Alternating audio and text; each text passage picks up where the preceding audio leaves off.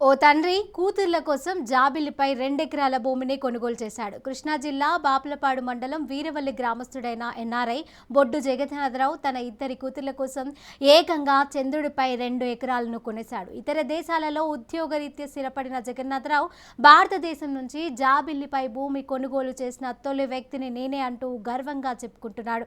జగన్నాథరావు చంద్రుడిపై 2 ఎకరాలను ఎప్పుడు కొనుగోలు చేశాడు, ఆ ప్రక్రియ ఎలా జరిగిందో చూద్దాం.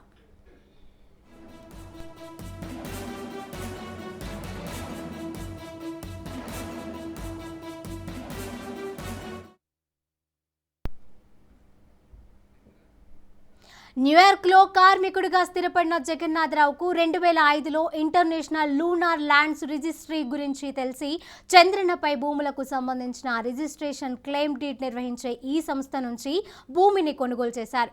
2005లో ఆయన కుమార్తెలు మానస, కార్తిక చంద్రుడిపై ఎకరం భూమి కొనుగోలు చేశారు.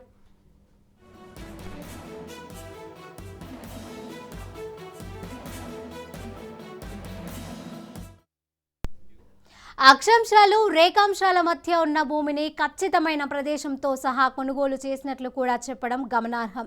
అయితే ఇప్పుడు చంద్రభూములు జగన్నాథరావుకు స్పష్టంగా పేర్కొంటూ రిజిస్ట్రేషన్ సర్టిఫికేట్ జారీ చేసింది. త్వరలోనే తన స్థలం చూసుకునేందుకు కుటుంబ సభ్యులతో కలిసి చంద్రుడిపైకి వెళ్తానని జగన్నాథరావు చెప్తున్నాడు.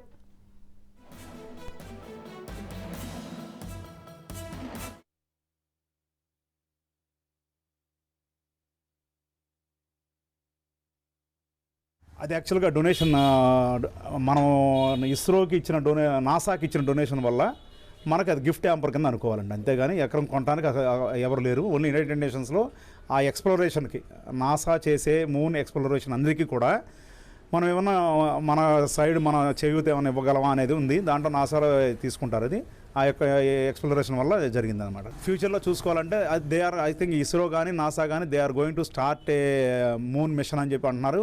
అలాగే ప్రైవేట్ కంపెనీలు కూడా వచ్చినాయి. స్పేస్ ఎక్స్ అని ఎలన్ మాస్క్ది కొన్ని కంపెనీలు వచ్చినాయి.